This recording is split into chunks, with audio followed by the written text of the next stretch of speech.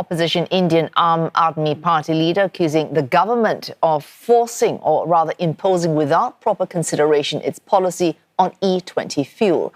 Arvind Kejriwal making those remarks after police stopped him during a march towards Prime Minister Narendra Modi's residence. Mr. Kejriwal planned to submit to Mr. Modi an online petition with more than 200,000 signatures opposing the E20 fuel policy. The program, introduced in 2023, requires petrol sold in India to contain 20% ethanol. But it has become increasingly contentious amongst consumers who complain the fuel is not compatible with many types of vehicles. The Indian government has defended the E20 program, saying it helps to reduce reliance on imported crude oil and shields consumers from global oil price shocks.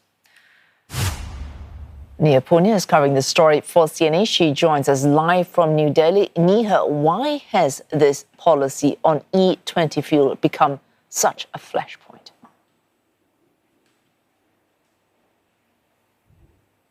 Well, this policy has been in place, Vesu, since end 2025. But in April this year is when all petrol stations, 90,000 of them across the country, started selling this as the standard choice to commuters. There is a premium petrol-only variant available, but that is more expensive. So by default, this 20% ethanol-blended petrol is what's available to millions of car owners and two-wheelers in the country. Now, in the last few months, we have seen many people take to social media to complain about wear and tear issues with their vehicles. They're talking about a drop in mileage. And there have been many questions posed to the Transport Minister Nitin Gadkari and the Petroleum Minister Hardeep Singh Puri as well. They both defended the policy, saying that while there may be some reduction in mileage in older vehicles, there is no known scientific evidence that tells us that this is bad for cars and bikes. But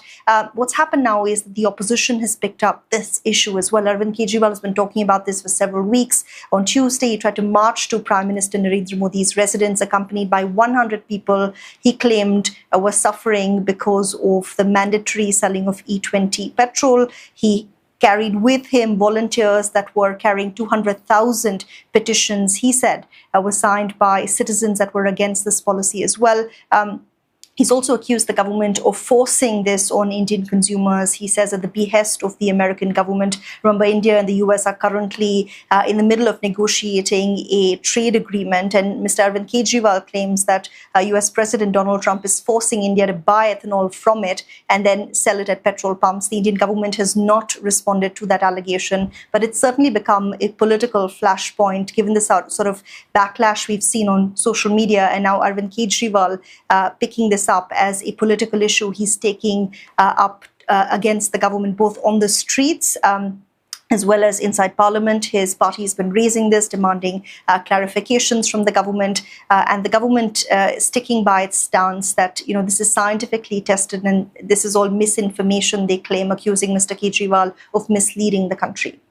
And Mr. Modi, recently in July, seeing what started as a fairly narrow protest movement by the youth-led Cockroach Janata Party expanding into a wider protest for which he had to make some rather significant concessions. Are there concerns that this is another movement that could rapidly expand beyond just its original complaint?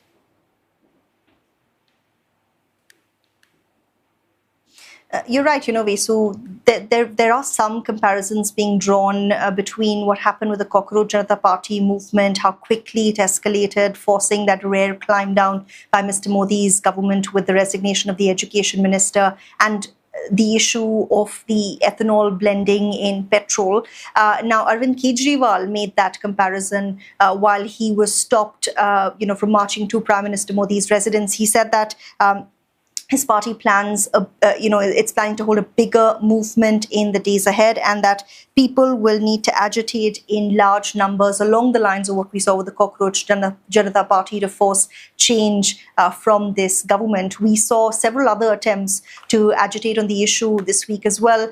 There was a Taxi and Transport Unions Association protest planned where they were planning to march to Parliament. They were not given police permission for that. Last week, another prominent citizen said he wanted to hold a march as well. He was also not given permission, and police teams have really, clamped down on the security apparatus here in New Delhi, given what's happened in the last few weeks with the Cockroach Janata Party protest. And the sense seems to be that they don't want to allow a large gathering like that to take place again.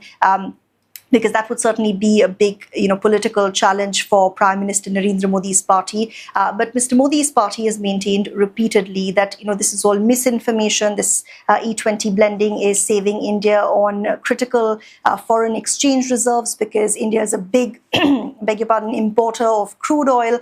Also talking about how it's better for the environment, it's reducing emissions. And, it's also said that as far as this policy is concerned, it's been completely scientifically tested, and they've pushed back against this ask that consumers be given a choice like they are in many other countries around the world. They say they're not going to go back to a lower blend of ethanol with petroleum, and that this policy is here to stay.